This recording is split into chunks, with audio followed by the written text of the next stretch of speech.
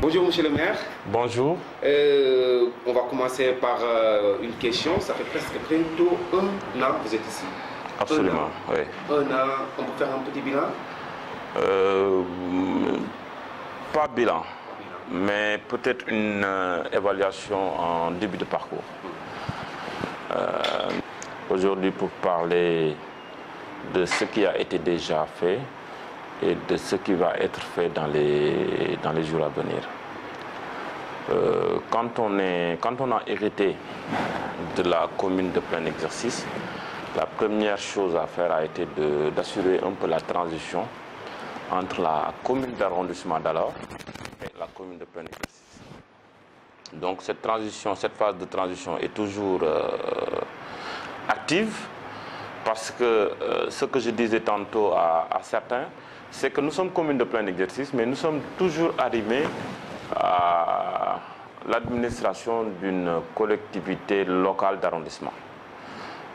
Ça se ressent aussi dans la situation des contractuels, parce que jusqu'à présent, on n'a pas encore une fonction publique communale en tant que telle. Mais tant bien que mal, nous avons démarré un peu en trompe.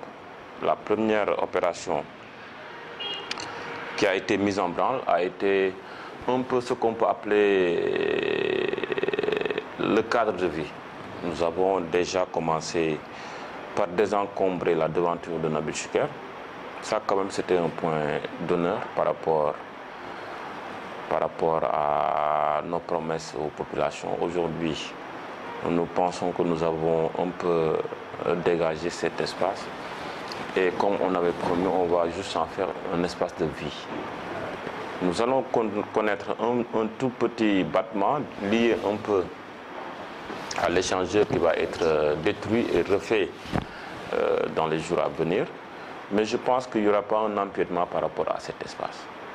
Ça, c'est la première étape. La seconde étape, c'est que nous avons réussi aussi à rendre un peu agréable le siège de la commune. Nous avons fait de petits aménagements.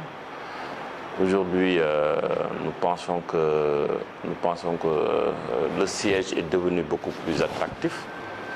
Et d'ailleurs, je vais vous faire une confession. Nous avons enregistré un plus fort taux de nombre de mariages depuis qu'on a rendu les lieux beaucoup plus attractifs. Mais aussi, on ne s'en est pas arrêté là. Pour tout début de mandat, le plus important, c'est que les élus que nous sommes soient au même niveau. Et pour ça, nous avons organisé une séance de mise à niveau, d'échange, de partage, animée par le professeur émérite M. Mamadou Diop, au niveau de la zone de Mbour, et ce qui nous a pris 3 à 4 jours de formation, de mise à niveau, mais aussi de team building, pour un peu échanger, pour un peu apprendre à se connaître. Aujourd'hui, nous pensons que cette séance de formation a été bénéfique, parce que sur les 56 élus, je pense que 50 étaient présents. Donc en termes d'effectifs de présence, vraiment, nous rendons un grand hommage au conseil municipal. En dehors de cela, nous sommes dans la dynamique aujourd'hui de créer des services techniques adéquats, avec un organigramme validé par le conseil municipal, ce qui nous a permis d'anticiper. Nous avons un second local qui va servir de local technique pour accueillir un peu les services techniques, parce que vous savez qu'aujourd'hui, les communes de plein exercice ont des attributions dans l'éducation, des attributions dans la santé, dans le cadre de vie, dans la voirie urbaine. Par rapport à l'assainissement, nous partageons cette compétence, nous exerçons des compétences liées.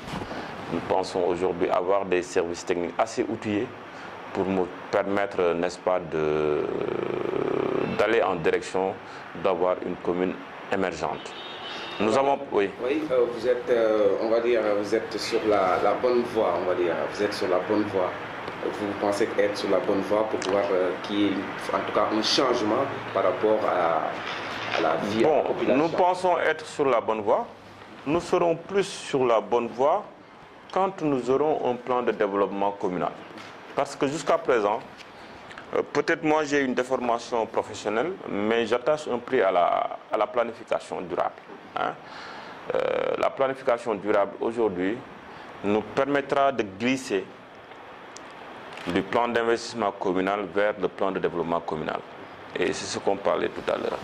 C'est pour cela que nous entrevoyons nos projets de manière légale, de manière réglementaire, tel qu'organisé par le Code des collectivités locales. Mais en réalité, nous aurons un plan de développement pour peut-être ce qui nous reste de 5 ans, dans les meilleurs jours, pour pouvoir faire migrer le PIC, le plan d'investissement communal, qui était jadis l'affaire des communes d'arrondissement, vers le PDC, le plan de développement communal, qui est beaucoup plus large, qui est beaucoup plus intégrateur des nouvelles compétences des communes de plein exercice. C'est votre premier mandat. Est-ce que vous n'avez pas eu une déception par rapport à l'ambition que vous avez et par rapport aux compétences, au pouvoir qu'un maire peut avoir? Vous comprenez ma question, parfois on a envie de beaucoup faire, mais quand on se rend compte, parfois on est limité par les moyens ou par les compétences. Je ne suis pas très déçu. Je ne suis pas déçu, je n'ai pas une déception, parce que j'ai un profond respect pour les électeurs, pour le conseil municipal qui m'a fait confiance pour diriger, n'est-ce pas, cette institution. Mais je suis resté sur ma faim et très dubitatif par rapport à certaines questions, parce que pour nous, il y a eu une certaine impréparation par rapport à la communalisation intégrale. Nous estimons en tout cas qu'il y a une impréparation par rapport à cette communalisation intégrale, parce qu'aujourd'hui, vous avez vous-même constaté que toutes les communes, tous les maires, tous les édiles locaux sont en train de se chercher. Et nous ne faisons pas l'exception. Mais nous sommes vraiment nous gardons espoir. Parce que il y a ce qu'on appelle le principe de la mutualisation. Ce concept est chargé positivement. La mutualisation est chargée positivement parce que elle a une consonance pédagogique d'abord, parce que mutualiser veut dire un peu entrer en solidarité, mais elle est chargée aussi économiquement et positivement, hein, parce que ça permet de protéger les plus faibles. Les plus forts vont protéger les plus faibles. Et pour ça, nous rendons un grand hommage au maire de Dakar, à M. Khalifa Ababacar Sall, qui aujourd'hui est inéluctablement engagé vers la voie de la mutualisation. Cette mutualisation est encouragée, est encadrée, elle est amplifiée par la ville de Dakar sous le magistère de Khalifa Ababacar Sall, et ce qui nous permet aujourd'hui d'être un peu soulagés dans les questions d'éducation. Par exemple, aujourd'hui, nos 3 écoles primaires ont reçu vraiment une grande dotation en termes de tenue. Bien sûr, la contrepartie financière va être, n'est-ce pas, rétribuée par la commune. Il y a aussi sur le domaine de la santé 43 millions de matériels que nous avons reçus et qui sont disponibles au sein du centre de santé Nabil Choucair. Nous avons poussé beaucoup plus loin avec la mutualisation des services d'urbanisme, parce que nous pensons qu'avec la problématique des actes d'urbanisme tels que les autorisations de construire, les autorisations de démolir et éventuellement d'autres actes d'urbanisme, la commune qui a 200 ans d'expérience permettra d'exercer à mieux cette compétence. Et je ne vais pas m'en arrêter là, il y a aussi des éléments dans le cadre de vie, mais aussi, ne serait-ce que sur le plan administratif, en termes d'organisation de la commande publique, nous pensons que la ville de Dakar, c'est bon de mutualiser avec la ville de Dakar pour pouvoir être efficace en termes de procédure. Parce que si aujourd'hui, certains éléments de la commande publique, tels que certains appels d'offres devaient être organisés à un niveau local, peut-être nous n'aurons pas les rendements d'échelle escomptés. C'est pour cela que nous avons aussi, nous pensons que dans le domaine de l'éducation, dans le domaine de l'éclairage public, dans la densification du réseau, dans l'éducation, dans la santé, mais aussi dans le cadre de vie, nous avons jugé nécessaire de mutualiser avec les communes de la ville de Dakar. Et quand vous parlez d'une impréparation, effectivement, c'est dû aussi à un peu l'acte 3 de la décentralisation. Évidemment, évidemment. En tant que tel, l'acte 3 est très bénéfique pour les communes si effectivement elle est implémentée avec une certaine dose vraiment d'objectivité, une certaine dose d'objectivisme. Parce qu'aujourd'hui, cette impréparation se ressent un peu sur les rapports que les exécutifs locaux ont avec le pouvoir en place. Sur aujourd'hui les rapports que nous devons avoir avec les services déconcentrés de l'État, à savoir par exemple sur le plan de l'assiette fiscale, quel type de collaboration on devrait avoir avec le noyau au niveau du Trésor qui est chargé de cet aspect-là. Nous pensons que la réflexion est enclenchée et bientôt nous allons avoir une seconde lecture. Mais aussi, cette seconde lecture pourrait être un aveu d'échec. Parce qu'en termes de politique publique, tu ne peux pas implémenter un projet pour un an et avant les 1 an, envisager de faire une évaluation à mi-parcours. Parce que c'est ça, en fait, la pédagogie de la seconde lecture. Ensuite, pour nous, cette impréparation ressort, en réalité, du principe que l'acte 2 devait être bien évalué. Pour nous, on n'a pas assez évalué l'acte 2. On a été un peu précipité d'aller vers l'acte 3. Et voilà ce que ça donne. Nous pensons que vraiment la seconde lecture pourra être un bon prétexte de mettre en place, d'identifier en tout cas les goulots d'étranglement et de mettre en place une stratégie correctrice à même de pouvoir permettre aux communes de fonctionner correctement. Et là, certainement, l'acte 3 a joué un petit peu sur les dotations. Je ne sais pas si ça n'a pas joué, mais en tout cas, on parle d'une politisation des dotations. J'ai entendu votre collègue en parler un petit peu, pas directement, mais en tout cas, c'est la compréhension que nous avons. Une politisation, est-ce que vous êtes aussi victime un petit peu de ça? Bon, peut-être je peux pas dire une politisation, mais peut-être la répartition quand même manque d'objectivité. Ne serait-ce que sur le principe de la discrimination positive. La discrimination positive, c'est un peu une notion du genre qui permet vraiment de protéger la couche la plus vulnérable. Sur le plan objectif, je ne pense pas que ce soit très judicieux que la commune, la ville de Guédiawaye ou bien la ville de Pikine ait une plus grande dotation que la ville de Dakar. Je ne suis pas très convaincu que la zone des Parcelles Assainies, que la zone de Grand Yoff est surtout au niveau de cette dotation-là. Même si on se base sur la discrimination positive? Non, parce que pour moi, ils doivent avoir un montant beaucoup plus élevé. Parce que la ville de Dakar, je pense, a hérité de 160 millions, là où la ville de Guédiawaye a hérité de 180 millions. Je ne peux pas considérer les gens de Guédiawaye beaucoup plus pauvres que les gens de Dakar. Vous savez, aujourd'hui, nous sommes à l'ère vraiment des mégalopoles. Vous savez que Dakar engloutit, en tout cas, tous les fléaux. Ne serait-ce que pour ça, je ne pense pas. Mais c'est très politique. Parce que pour nous, la dotation de Dakar devait vraiment être beaucoup plus costaud. La dotation de certaines communes de Padoua aussi, de communes de Dakar, dans l'essentiel, devait être beaucoup plus élevée. Juste une question sur ça, on ne va pas trop épiloguer sur cette question politique, mais pour revenir, quel est l'intérêt pour l'État, de manière générale, l'intérêt de l'État de pouvoir bloquer, par exemple, le maire de Dakar, par exemple? Quel pourrait être l'intérêt? Bon, je n'en trouve pas. Je n'en trouve pas. Ce qui me vient peut-être directement dans la tête, c'est peut-être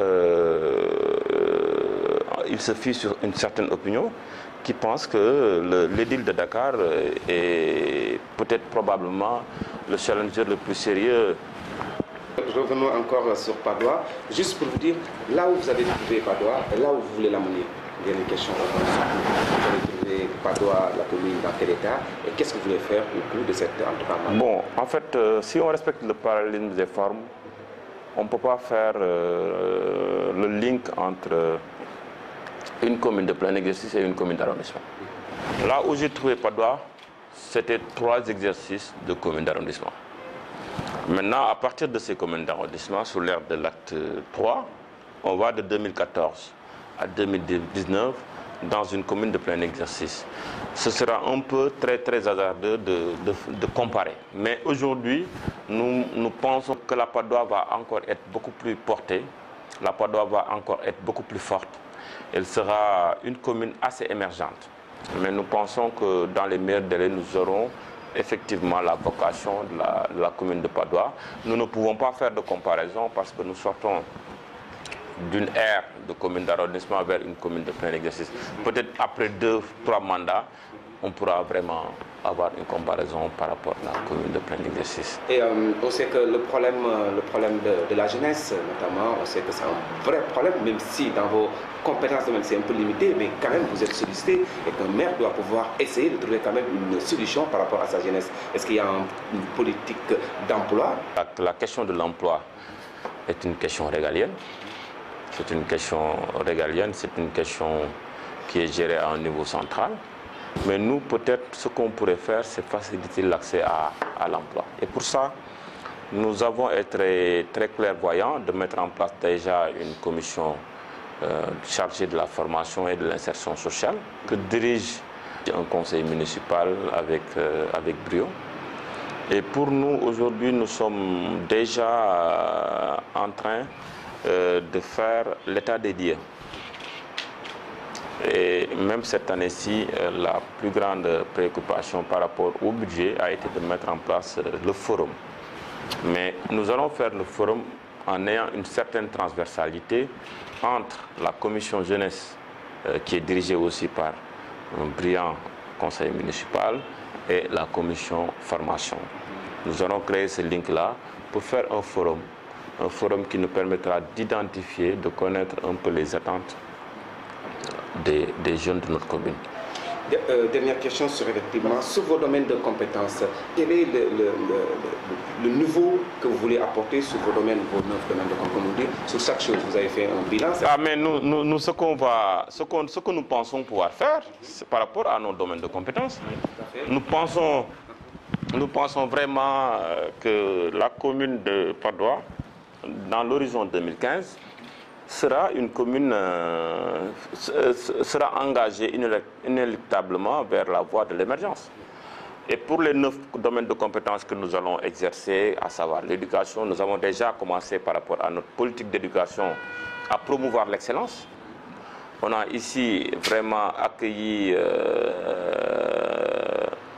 la lauréate d'un concours international, le livre d'or, l'élève Maïmouna Fall, qui a reçu aussi un prix de la commune de Padoua. Parce que nous exhortons nos enseignants, nous exhortons la classe scolaire à l'excellence. Et aujourd'hui même, je peux parler avec le contrôle de la présidente de la commission éducation, qui est déjà dans ses préparatifs par rapport à ce concours d'excellence. Et aujourd'hui, nous ne faisons pas la différence entre les structures privées et les structures publiques. Parce que pour nous, l'éducation n'a pas de frontières. En tout cas, vous pensez qu'à la fin de votre mandat, sur les 9 compétences, on dira que ce maire-là a fait quelque chose? Oui, on pense bien. Mais pour ça aussi, nous ne cesserons de lancer un appel à la symbiose, à tous les élus, de quelque bord que ce soit. Nous pensons que nous aurons un bilan positif que si nous sommes unis, que si nous avons le même challenge.